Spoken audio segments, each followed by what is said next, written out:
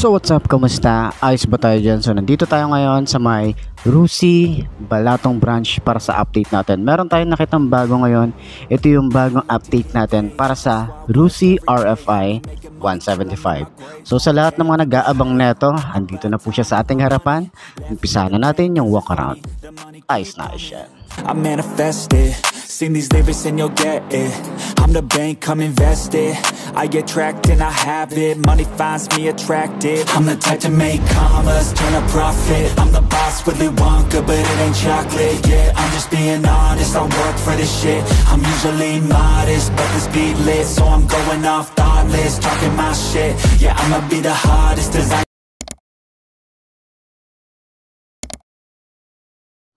So yun nga, para sa kanyang presyo, papakita ko na lang dyan sa screen nyo para at least makita nyo yung dated price para dito. So sa mga nagtatanong, ano nga ba ang meron dito sa bagong RFI 175? So ito na yung version 5 ng RFI. Dahil nga ang daming version na ito, ang daming upgrade na ginawa para dito. So ikutan na natin, at least malaman na natin kung ano nga ba yung binago dito. So umpisa na natin yung ating walk around. So syempre bago natin i-update kung ano nga ba yung binago dito, ikutin muna natin, okay? So dito sa front, meron pa rin naman tayong windshield or windscreen. Same pa rin naman ng ating motorcycle. So sa mga hindi nakakaalam, ito po yung aking motorcycle, itong RFI 175. So kung tatanungin nyo ako kung sulit nga ba, magti 3 years na sa akin yung aking motorcycle. So goods pa naman siya. No, wala pa naman ako masyadong major na experience para sa Rusi RFI. Okay? So para sa mga update, panoorin nyo na lang yung ating mga video dyan sa video section natin. Okay? So yun nga, maporma pa rin talaga para sa akin itong headlight niya. So 4 yan na projected valve. So sa gabi, malinaw siya, maliwanag siya. Pero nag-additional ako ng mini driving light in case lang naman na sobrang dilim ng pupuntahan natin. So malaking tulong din yan. So ayan, yan yung itsura. Napaka-porma, napaka-aggressive talaga ng itsura na ito. Meron tayong parang carbon fiber finish dito sa may bandang ibaba ng kanyang headlight. Ito naman yung kanyang signal light dito sa part na to. So kita siya sa harap at sa side. Kaya visible siya kapag liliko kayo.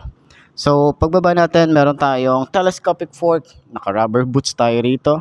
Naka-combi brake nga pala ang isang to. Meron tayong reflector side by side. And maganda yung kanyang fender. Ayan. So maporma din siya. Bulky. And tingnan nyo naman yung datingan. Okay. So meron tayong extension. Medyo maiksi lang naman. Di naman siya ganun kahaba. No? Ayan. Pero flexible din yan. And naka-single disc brake tayo rito. Yung telescopic fork nga pala niya is U1 yung kanyang brand. So naka-single disc brake, maganda yung disc, maporma, wavy design. Tapos meron tayo ritong 3 caliper kasi nga naka-combi brake tong sa harap. Ayan. So dito naman is naka-tubeless tires na rin tayo rito, naka-mugs. Yung size dito sa front is 110/70 by 13. So 13 inches yung kanyang gulong. So dito naman sa side, meron pa rin naman tayong extension ng ating paa. Pwede kayong mag-cruiser position, standard position, ayan, pwede. So, Euro 4 na nga rin pala to or FI, itong RFI 175. So, sa forma, kita nyo naman, napaka-forma ng isang to. Ito yung masasabi ko na halos wala tayong makita na pinagayahan dito si Rusi. Alam naman natin si Rusi talagang magaling din manggaya. Pero itong RFI, isa sa mga magagandang motorcycle na nilabas ni Rusi. Para sa akin naman, yung opinion na yon, okay? Pero kung hindi kayo agree doon, bahala kayo sa buhay nyo. So, ayun na nga. Sa kanyang handlebar, same pa rin naman yan dati. Yan, version na nilabas. Meron tayong kulay gray dito. And then matte finish. Switches, wala tayong binago dito. Meron tayo ritong hazard, kill switch, electric starter. So ito nga pala ay naka-automatic on na kapag in-start nyo yung motorcycle. Lever, maganda rin, matte finish. Yung grip niya, ito sobrang kapit na ito. Tapos metal naman yung bar end niya. Sa throttle, medyo malalim yung isang to, pero masasabi ko sa inyo na humahataw to. Ano to, humahabol din. So dito naman, levers, same lang din dun sa kabila. Yung grip, maganda rin, makapit. Meron tayong high and low, flasher, pindutin nyo lang to. Signal light, and busina. So, nakakiles na nga rin pala tayo rito. At kung mapapansin nyo, dun sa mga bago natin, is ganito pa rin naman yung kanyang ignition. Pero ang pinagkaiba nito is meron siyang susian. At dahil nga, ito yung pinakabagong latest pa, di ba? Pinakabago ni RFI. So, binago nila yung ignition. Mayroon silang nilagay na susi. Ayan, explain natin kung paano siya gumagana. Ito yung susi nga pala. Ayan, pakita ko muna sa inyo. Ayan, susi niya. Okay, kita nyo ba? Ayan yung itsura niya ngayon. Ito naman yung remote. So, pwede kayong mag-remote or pwede kayong magsusi. Ayan, ayan yung itsura niya. Ayan, so meron siyang answer back, tapos unlock and lock. Ayan, 'di ba? Tapos hindi ko lang alam kung meron tumutunog na ba siya kasi sa akin hindi siya tumutunog eh. Makikita mo lang yung ilaw niya na umilaw siya. Okay, dalawang remote 'yan. Tapos eto yung ignition. Ayan. So magagamit niyo yung susi. Kunyari nalobat to kasi pinapalitan to eh. Yung battery nito, siguro nagpalit ako nito dati is mga 1 year na mahigit, mga ganon. Pero ayan nga, gumagana yung susi niya. Pwede nyo siyang ayan, i-switch. So hindi siya naka-activate tsaka wala tong battery. Ayan, wala siyang battery. Pero nagagalaw natin or nasa-switch natin, nalilipat natin yung switch dahil nga dito sa susi. Pero etong susi, hindi natin siya basta-basta matatanggal hanggat hindi natin siya nilalagay dito sa parang anong logo to. Basta may X. Yan, pwede mo na siyang hugutin. So, hindi mo na siya magagamit pag hindi naka-activate yan. Ayan, kasi sa RUSI RFI 175 version 4, yan, kailangan mo talaga yung remote. Kailangan ilapit siya and then yung battery. So, pag hindi yan, yung magagamit yung motorcycle. So, kagandahan, dahil nga nakikiuso si RUSI, ayan, naglagay sila ng susi para ma-switch natin yan. So, sa seat and fuel, ayan, pwede na natin siyang buksan. Napaka-responsive din. Ulitin natin. Responsive. Yun. Ayan.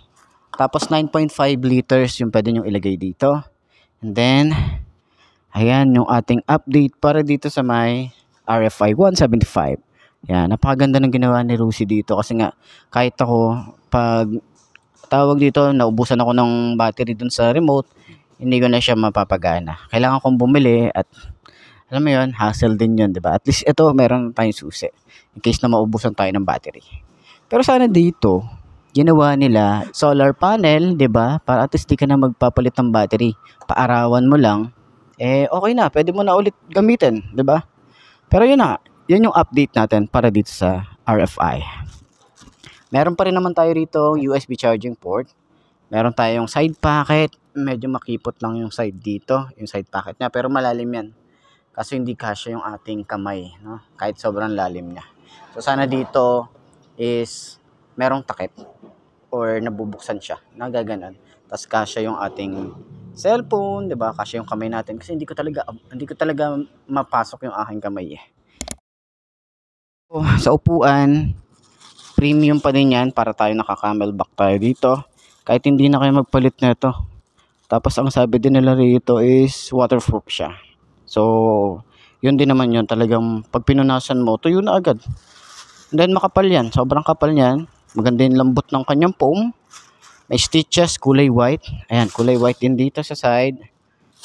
Makapal din yung foam dito sa OBR. Ayan. And then, yung ating battery dito sa ilalim. Wala tayong helmet hook dito. Wala rin tayong utility hook para sa pagsasabitan natin ng helmet. Wala siyang ganun. And then, ito naman, yung ating compartment. Medyo marami na rin kayo mailalagay dito. Okay? Pero hindi kasya dito yung half face or full face. Hindi siya kasya. So, sa kanyang grab bar, ganyan ang itsura niya. Yung assembly niya, magkabukod. Pero maganda yan. Maangas yung datingan yan. And dito nga pala sa ilalim ng upuan, pwede kayong maglagay dito ng papers. Yan. Kung may mga gamit kayo na pwedeng iipit dito, pwede kayong mag-ipit dyan. Okay? So, hydraulic na nga rin pala to. Ayan. Okay, ayan. Hydraulic seat na rin tayo rito. Kaya pag nag-open tayo, bubukas na lang yan. So, sara na natin. Yan. Siyempre, ito ay naka-air-cooled pa rin naman. Wala naman tayong problema. Di ko pa naman na-experience na nag-overheat tayo. Pero walang ganun yan.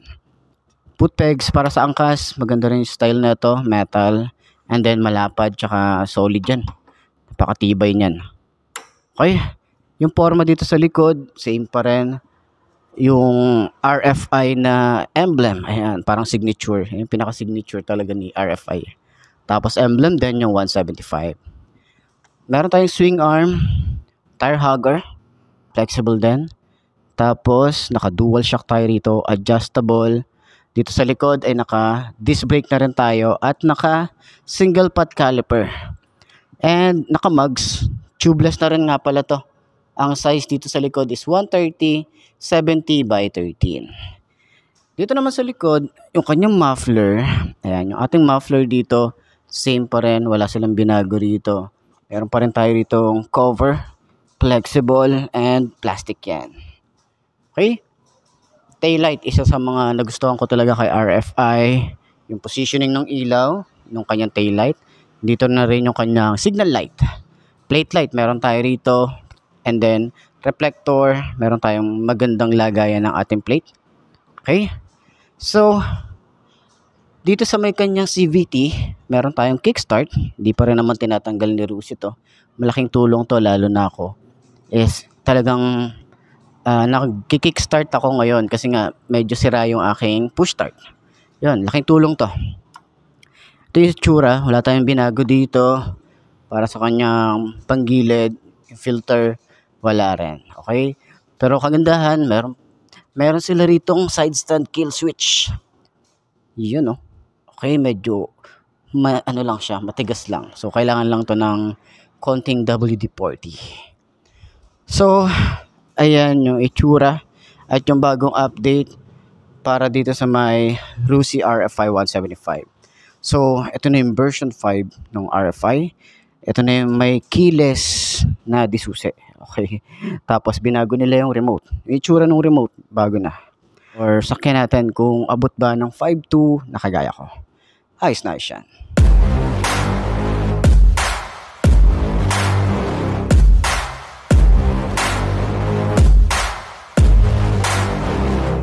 I like to get paid, that's why I work every day. I'll be making money till I'm in my grave. Don't care what they say, I'll buy time with my money. Laughing to the bank cause it's funny. The money keep coming, I manifest it. Sing these lyrics and you'll get it. I'm the bank, come invest it. I get tracked and I have it. Money finds me attractive. I'm the type to make commas, turn a profit. I'm the boss, Willy Wonka, but it ain't chocolate. Yeah, I'm just being honest, I work for this shit. I'm usually modest, but this beat lit, so I'm going off thoughtless, talking my shit. Yeah, I'ma be the hottest designer in drip. I'm just coming with the rawness, I gotta admit that I'm usually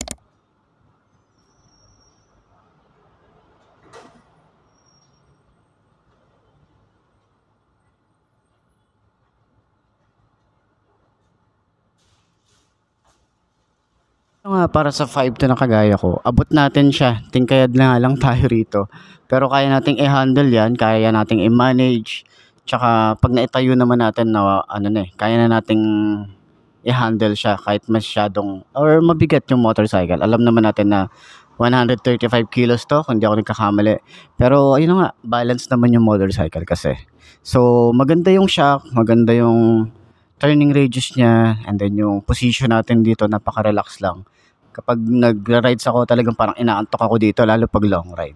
So, ayun na nga, para sa lahat ng mga gustong kumuha na ito, puntahan nyo na lang sa pinakamalapit na Rusi branch dyan sa lugar nyo, or kontakin nyo yung number na nandyan sa screen nyo para dito sa may Rusi Balatong branch. So, ayun, sana nakatulong tong video na to para doon sa mga naghahanap at naghihintay ng bagong Rusi RFI 175 version 5. Alright. So, yun nga mga best, no, ito na ba ang motor na babagi sa'yo? Kung ito na nga ay markahan mo na yan at mag-subscribe ka na sa aking YouTube channel, i-click mo na rin yung notification bell para updated ka sa lahat ng videos na upload natin. Dito araw-araw, so lagi yung tatandaan, wala sa brand ng motor ang itatagal niyan Kundi na sa pag-aalaga mo yan, tatagal yan, ayos na ayos yan. So, kita-kita na lang ulit tayo bukas. I'm Marty. Ciao. Maraming salamat sa inyo. Babush. Attack, I'm the type to make commas, turn a profit. I'm the boss, Willy Wonka, but it ain't chocolate. Yeah, I'm just being honest, I'll work for this shit. I'm usually modest, but the speed lit, so I'm going off thoughtless, talking my shit. Yeah, I'ma be the hottest designer in drip. I'm just coming with the rawness. I gotta admit that I'm usually modest, but I work hard for my shit.